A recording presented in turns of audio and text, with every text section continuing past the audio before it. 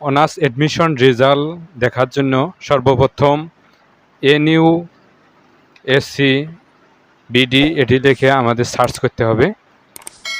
তারপর national university এরকম interface show হবে। এখান থেকে আমরা যে কাজটি করব, এখানে দেখুন অ্যাডমিশন, এই অ্যাডমিশন অপশনে আমাদের ক্লিক করতে হবে।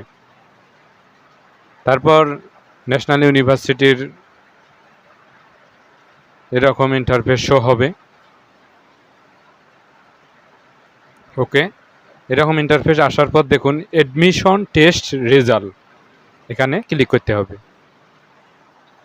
একটু লোডিং নিবে, সার্ভার সমস্যা আপনারা জানেন, সবাই যখন একসাথে ঢোকে মানে সার্ভারে অনেক চাপ পড়ে, যার কারণে রেজাল্ট আসতে একটু মানে দেরি হয়, সমস্যা হয়। একটু মানে রিলোড দিলে একটু ভিতরে মানে ঢুকে থাকলে একটু পরেই আসবে। তারপর এখানে দেখুন কি বলেছে যে admission test result, application ID or admission test roll number, অর্থাৎ আমাদের যে অ্যাপ্লিকেশন আইডি আর বা অথবা অ্যাডমিশন টেস্ট রোল যেটা আছে সেটা এখানে দিয়ে সার্চ করব।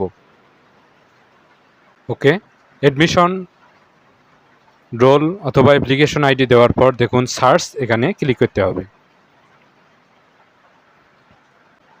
ওকে, দেখতে পাচ্ছেন এখানে আমাদের রেজাল্ট চলে এসেছে।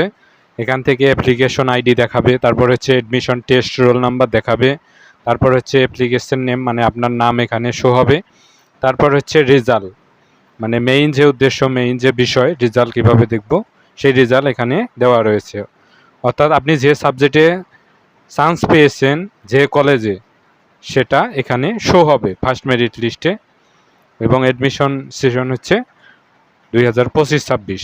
তো এই প্রসেসেই এইভাবেই আপনাকে অ্যাডমিশন টেস্ট রেজাল্ট দেখতে হবে। এটাই হচ্ছে অ্যাডমিশন টেস্ট রেজাল্ট দেখার নিয়ম।